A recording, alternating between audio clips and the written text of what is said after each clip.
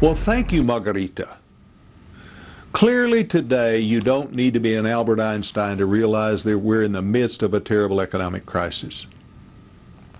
And that crisis is having a severe impact on the advertising industry. As Mr. Einstein incredibly foretold many years ago, times of crisis are generally the best times to conduct serious evaluations of how we do business. Those companies that are willing to adapt to the changes that are occurring, will likely survive. Those that don't will probably be the footnotes in future marketing textbooks. We're also in the midst of one of the greatest revolutions in media and marketing ever to occur. It's truly transformational in nature. The way we did businesses a scant 5 years ago is and will be totally unlike what is going to be required in the future. Digital media, telephony, the internet all have exponentially changed the number of media alternatives consumers have available to them. They've changed the way in which audiences view the media and how they react to the advertising. It's truly unlike anything we've ever seen before. Here in Colombia, 10 years ago, everyone watched either RCN or Caracol. They also had local radio, newspapers, magazines available to them as well. Everyone knew them, knew their products, and often their content. And as marketers, we got very comfortable in the ways in which we could use these media to support our marketing efforts.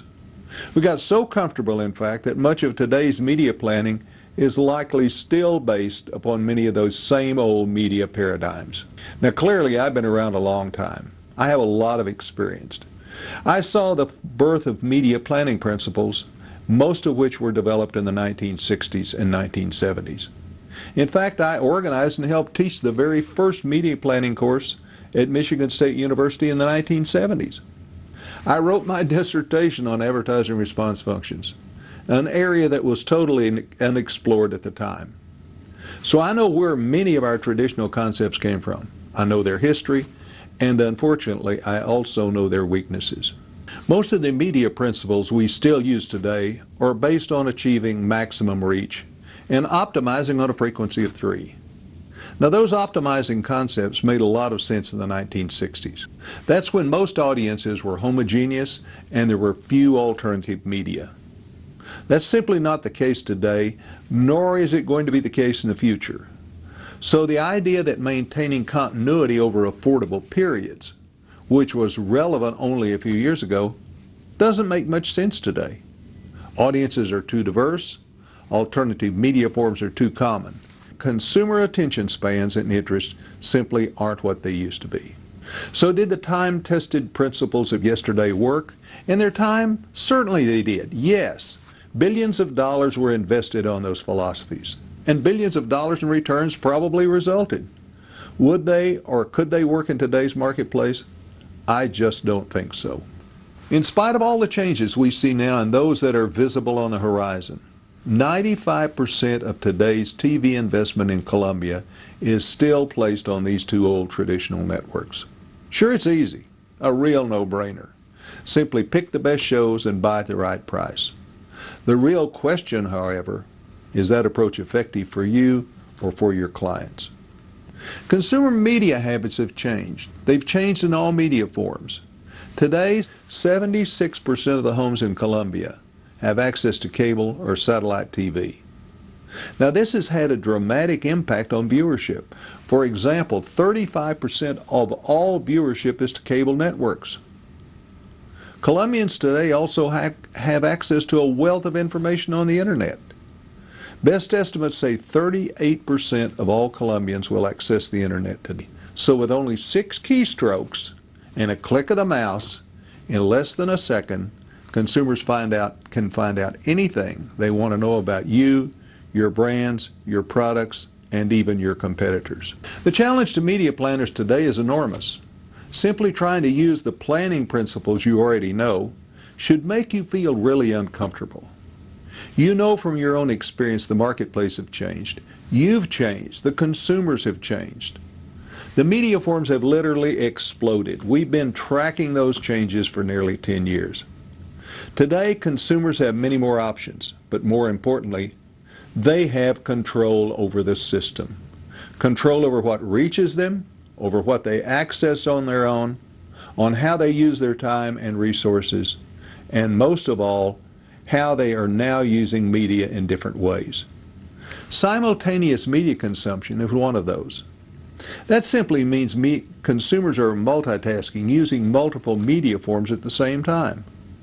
That's a real challenge to our traditional audience measurement systems.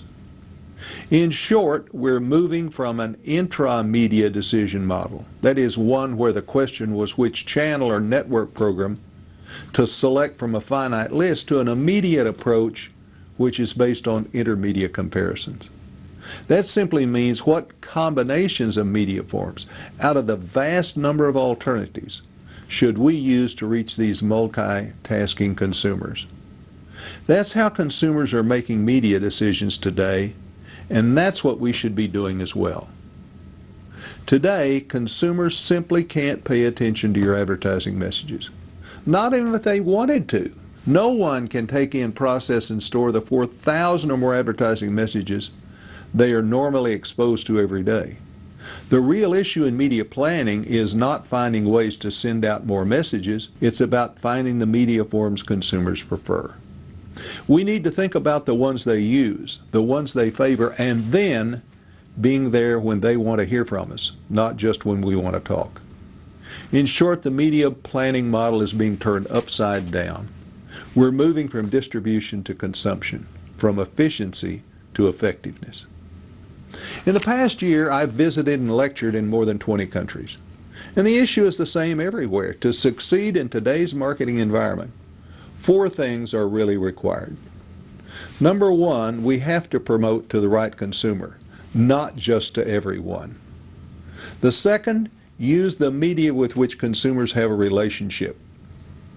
That is, the ones in which they're involved and which they choose time after time. Ratings don't measure relationships. They measure only opportunities to see, or that is, chances to see. The real issues are affinity and engagement. Those are the measures we'll need to give greater attention to in the planning process.